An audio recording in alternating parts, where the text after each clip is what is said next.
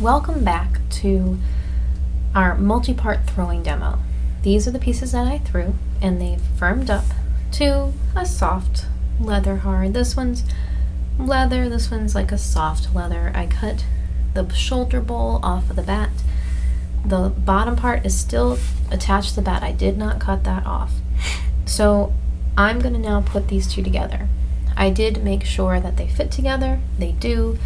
Their angles match well. So I'm going to slip and score these two pieces together.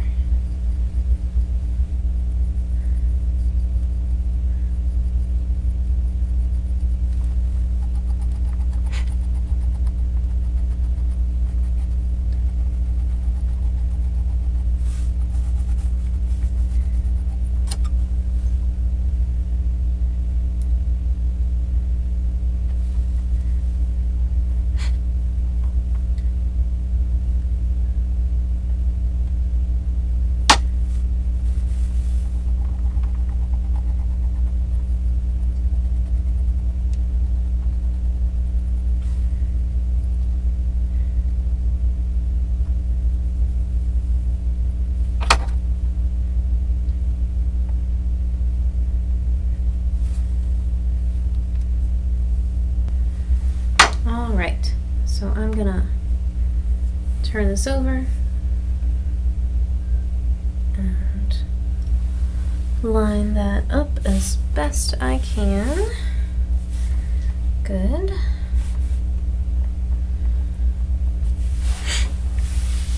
I'm gonna turn on my wheel.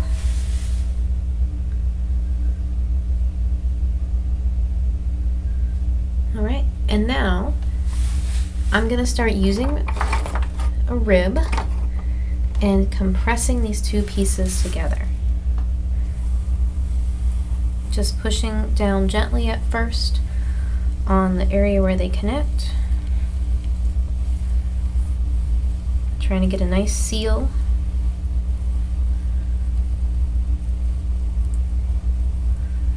And then I'll use the edge of the rib if I start feeling like there's extra clay there, and kind of scrape that away.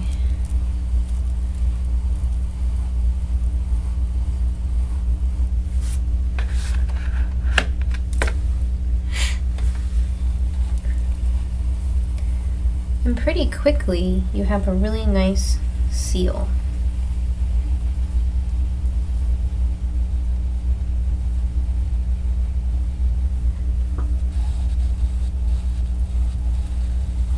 And I'm just kind of shaping the form to have it look nice and cohesive.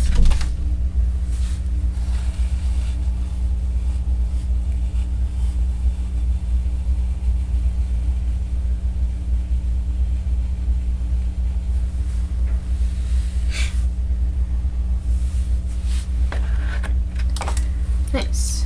So you can also use your hands and try to feel it if there's any inconsistencies. You might be able to tell, but this bottom has bulged out just a little bit because I'm pushing up against it, so it's got trapped air now. So when I push against this widest point, it's going to start pushing the clay up. So I'm also going to start to remove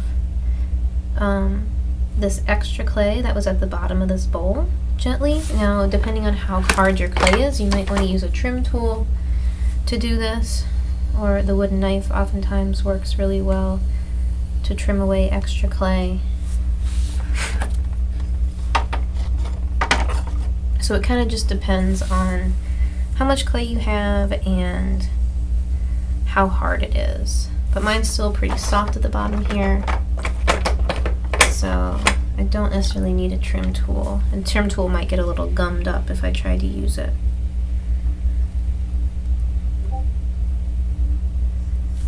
But I just want to shape this bottom part.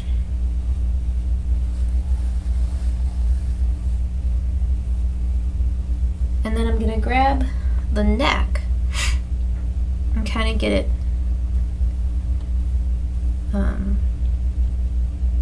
get a look at that.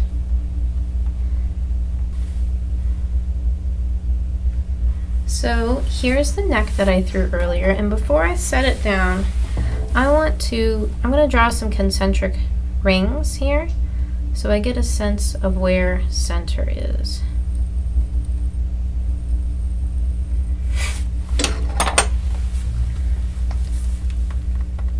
I'm going to kind of line that up. Okay, that's actually pretty dang close. Alright, so that would be about center for my piece.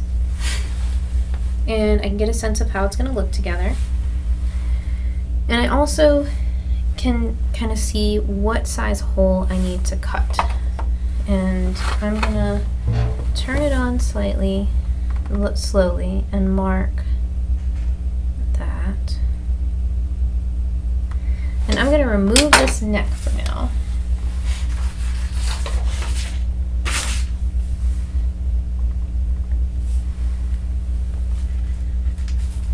And I'm going to cut this hole open.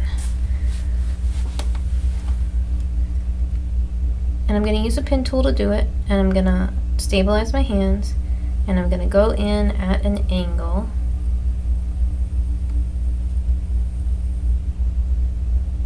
And it cuts through.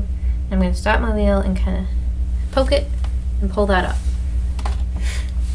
Now, what I can do while this is open is sort of check and see how my seal is on the inside, and if I feel like I need to compress it, which you might, I could reach in with my wooden knife and gently compress that seam that I made from the inside and get rid of all the junk that maybe built up there.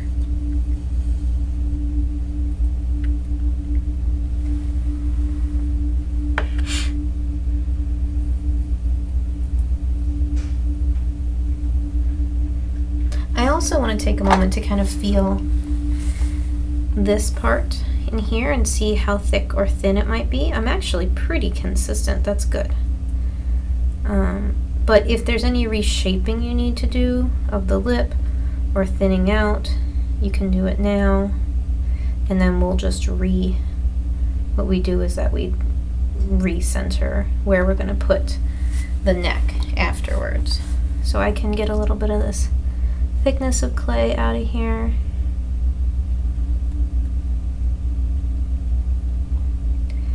And I also want to start to turn the neck up so there's a way to attach it.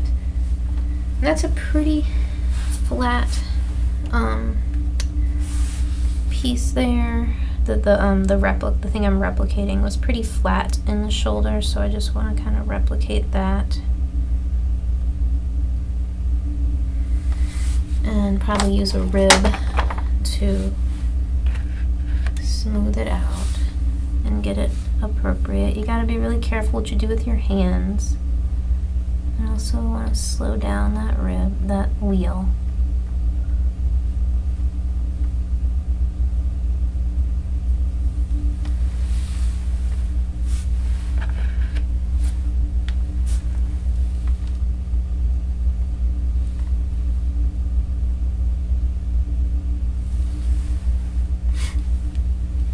All right.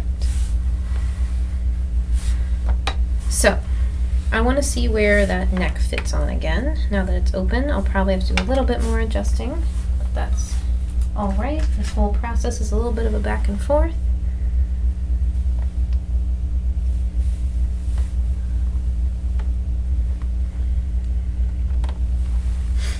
That's pretty good. It looks like I need to angle that lip just a little bit more. So I'm gonna kind of compress this lip and angle it so that I can, just like we did with the other two pieces, I want to have a nice angle for it to sit on. So what I'm going to do is slip and score this part of the pot.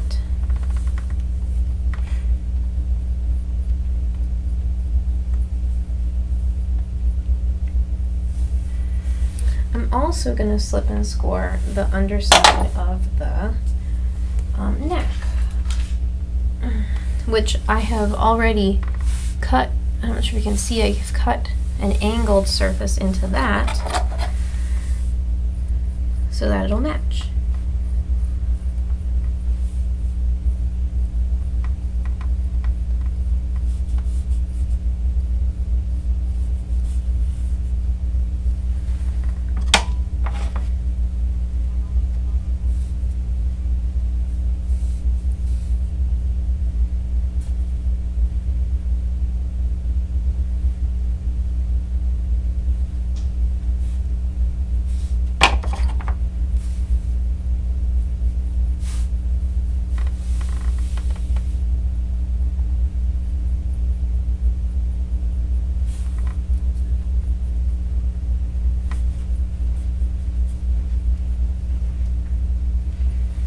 Alright, so I'm going to place this on top here, and I'll do a little bit of a, it's pretty on center, excellent. Give it a little bit of a wiggle, make sure it's on there, and then I'm going to turn it on. And I'm going to first, this one is pretty wide so I can do it with my hand. You might need to do this with a tool. Be very careful, and I'm going to get up underneath that lip that I made, and I'm going to start to compress it into the neck.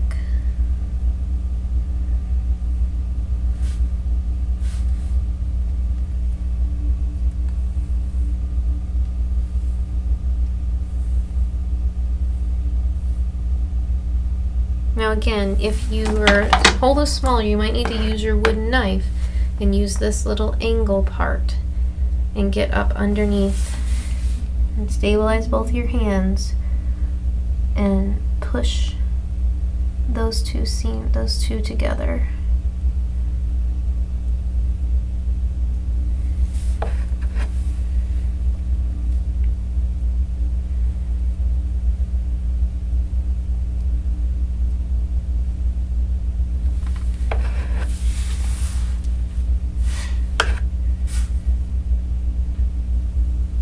And then I'm gonna kind of compress this seam together here. Use whichever tool makes the most sense to you to reshape this so it is seamless. It could be that tool, it could be a rib.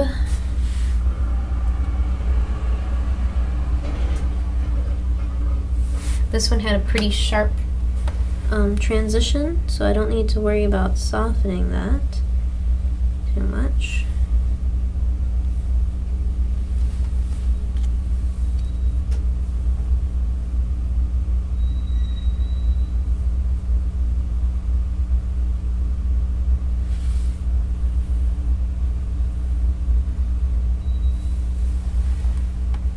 All right.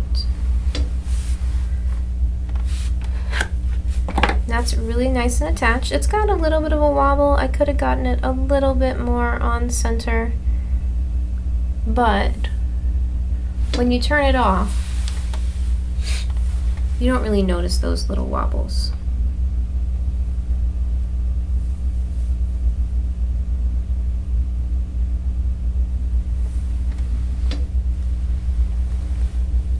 That sometimes happens. It seemed it was pretty on center when I set it, and then I started doing some things with it and it gets a little off. So that might happen to you, and that's okay.